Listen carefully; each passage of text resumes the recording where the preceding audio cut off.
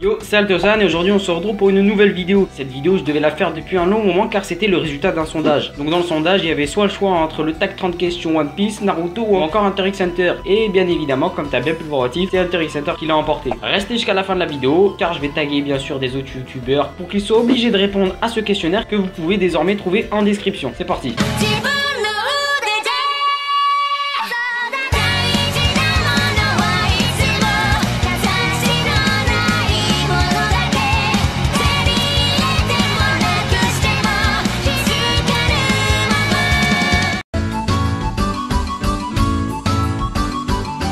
Bon, question numéro 1, comment as-tu découvert Hunter x Hunter? Ouh là là, déjà là on commence avec du très lourd. Pour faire très bref, durant l'été du passage de ma CM2 à ma 6ème, je suis parti passer mes grandes vacances chez mon oncle de 30 piges. Et comme on s'ennuyait, il s'est rappelé qu'il y avait une série qu'il faisait kiffer quand il était un petit peu adolescent. Et c'est là, bim, qui me montre Hunter x Hunter. Et durant toutes les vacances, on se butait à Hunter x Hunter à base de je sais pas combien d'épisodes. Et donc bien sûr, bien évidemment, c'était la version 1999 ou 98, je me rappelle plus. Donc durant ces vacances, on a fini Hunter x Hunter complètement. Et je crois que ça s'arrêtait à l'arc Grid Island. Et franchement, j'ai que des bons souvenirs de cette version d'Hunter x Hunter.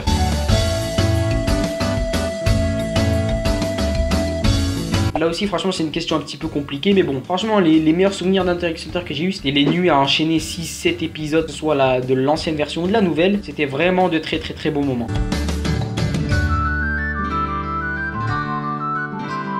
Question numéro 3, pour toi, quand le manga devait-il s'arrêter? Eh ben je dirais jamais. Tant que Togashi a de l'imagination, qui sent qu'il peut faire des bons trucs, on y va, on branche pas, let's go. Parce que là actuellement, Hunter x Hunter est en train de mûrir, on passe sur des sujets totalement sérieux. Au début, dès que tu vois Hunter x Hunter, c'est un shonen assez classique. Mais limite le manga évolue avec Togashi et donc c'est méga intéressant. Donc pour répondre à la question, non, j'ai pas envie qu'il s'arrête. Après il y a un moment, les arcs se répètent, ça devient vraiment le gros bordel, un petit peu à la Naruto bien sûr.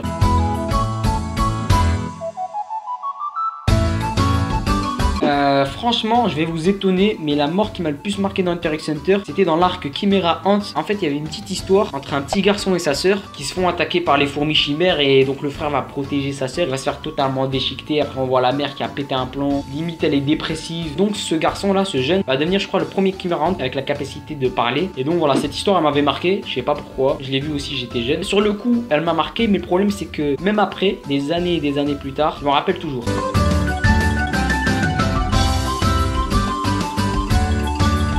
Question numéro 5, ton combat préféré. J'en ai fait une vidéo, top 10, mon top 10 des meilleurs combats d'Hunter x Hunter, c'est bien sûr Kurapika versus Kubogin. Pour moi, c'était trop stylé. Et j'ai kiffé dans l'anime comment ils ont fait. En gros, il y avait un petit teaser sur les pouvoirs de Kurapika. On savait qu'il y avait les trucs de chaîne. Mais le problème, c'est qu'avant le combat, on suivait Kubo. Et donc, on s'attachait au personnage. Il était hyper stylé, charismatique, etc. Pour qu'il se fasse totalement déchirer. Pour que même à la fin, il résiste. Bref, le combat, en tout point, il était trop stylé. Sans hésitation, l'opening de Grid Island de la version 1998, nommé Prey. Et je crois que là, il est en fond. Question numéro 7, pour toi, quel est le personnage qui a été le mieux développé dans l'univers d'Hunter x Hunter? Eh ben, je pense que c'est Kurapika. Kurapika, pour moi, est le personnage le mieux développé d'Hunter x Hunter. On sait tellement de choses sur lui, son passé, son présent, les raisons pour lesquelles il s'énerve, etc. que si tu le vois dans la vraie vie, tu saurais comment le faire rigoler, tu saurais comment l'énerver, etc. Et que limite, tu saches ses gimmicks, etc. C'est vraiment du lourd.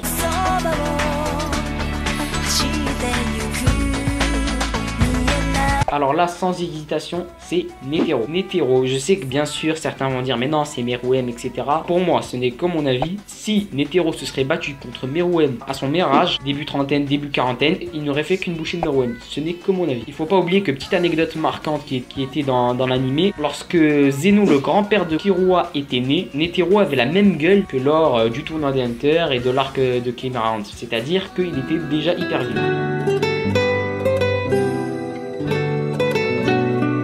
Quels sont tes 3 personnages préférés de l'univers d'Hunter x Hunter? Eh bah ça aussi c'est une question dure, il y a tellement de personnages intéressants, mais bon, je dirais en 3ème position Gon, 2ème position Kuroro, et en 1ère position Netero. Alors là, sans hésitation, Poufou. Poufou, c'est le style de personnage que je déteste. Et dès que je le vois, j'avais la haine. Je sais pas pourquoi j'avais... Ah non, il a des manières, il a des manies. Ah non, je kiffe pas. Que ce soit au niveau de son chara design, de son pouvoir, c'est pas mon délire.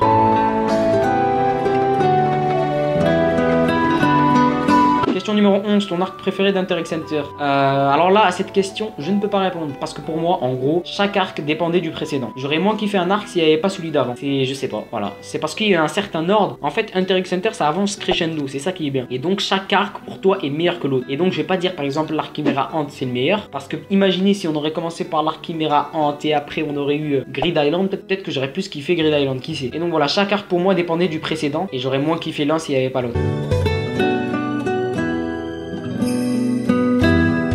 Alors là aussi c'est une question hyper difficile. Je dirais Grid Island, mais c'est pas parce que je l'aime pas, au contraire je l'ai kiffé de ouf. Je l'ai kiffé de ouf, l'arc pour moi est très cool. Les autres sont très cool. L'arc Grid Island il est cool en soi, il est hyper bien, mais les autres sont d'un level au-dessus.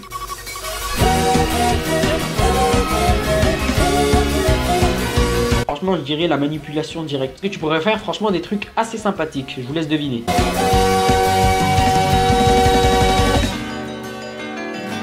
C'est un petit peu en lien avec la première question. Si tu fais le calcul depuis ma CM2, ça fait donc 6-7 ans. 6-7 ans, ouais. Même s'il y a des moments, il y avait des passages à vide où je regardais pas du tout Hunter x Hunter. Mais ça fait 6-7 ans, ça fait quand même un bail.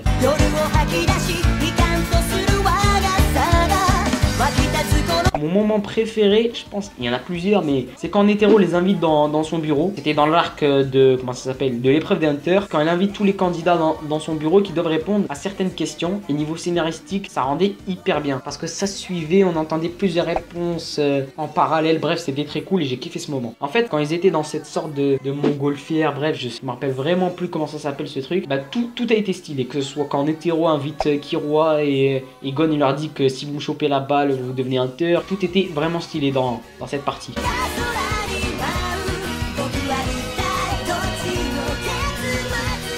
Franchement, je dirais toutes les capacités Kurapika peut faire avec ses gènes. C'est trop stylé, il y a pas d'autre mot. Boomer, Kubo, et le meilleur de tous, c'est Tonpa. Alors là, Tonpa, lui, c'est mon préféré. Il n'y a pas mieux. Franchement, en tant que méchant, il n'y a pas mieux. Je pense qu'aucun mot peut parfaitement qualifier ce combat, à part peut-être tristesse. Rage, ouais, tristesse, rage. Franchement, moi, ça m'a choqué parce qu'Hunter x Hunter, c'était pas comme ça avant. Ça a changé. On relâche la phrase, c'était mieux avant. Non, je déconne. Tu sentais en fait, Gon, que la rage, elle était en train de bouillir en lui. Ça montait. Et moi, je me disais, mais comment Togashi, il va faire pour faire éclater tout ça? Et là, je vois, il commence à péter un plomb, il se transforme. Bref, j'ai rien compris de cette scène, j'ai rien compris. Et après, ça se termine par une mise en PLS intégrale de Pitou qui, franchement, a bien résisté. Hein. Elle est vraiment résistante. Ah, ça m'a étonné.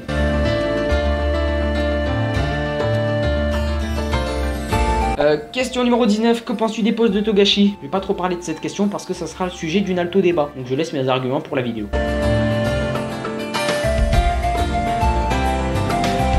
Question numéro 20, quel est ton personnage féminin préféré? Moi je dirais Bisque. Elle est jeune, enfin elle est pas jeune. Elle a le profil, tu vois, d'une enfant, d'une gamine. Mais son statut d'entre guillemets mentor, de professeur, me fait bien kiffer. Surtout à la fin quand là tu vois sa vraie forme. C'est bon, tu comprends pourquoi c'était une Hunter puissante et respectée.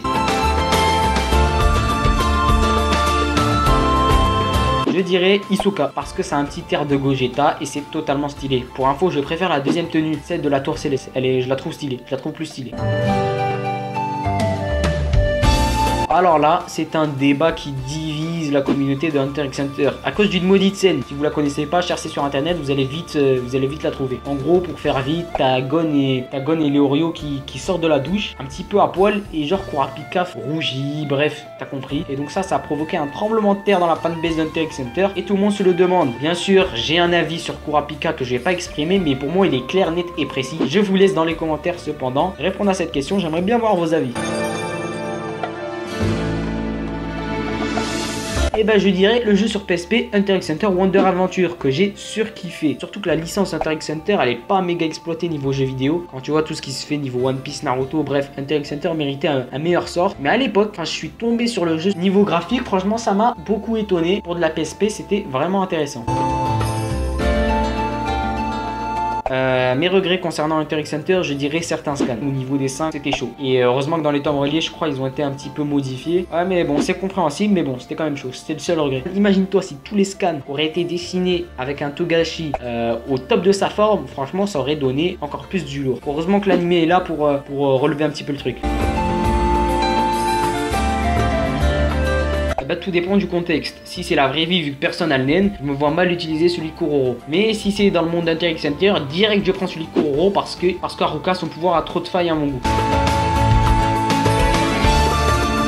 je dirais le garde du corps Zoldyck, le mec avec les pièces là qui s'appelle Goto. Lui il a totalement la classe et franchement lui en garde du corps ça pète vraiment.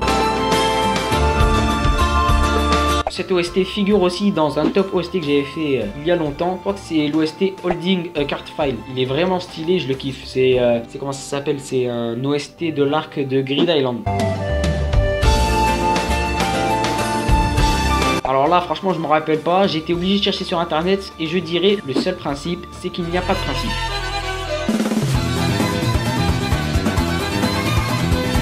Bien sûr, Gon versus Pitou, ça. C'est la base. Gon et Killua qui traversent le couloir ayant maîtrisé le N face à Hisoka. Et quand dans la tour aux astuces, ils doivent faire un choix entre prendre un chemin long avec tout le monde et être en retard et donc louper l'épreuve, ou en abandonner un et être dans les délais. Et c'est là aussi que tu vois l'intelligence de Gon.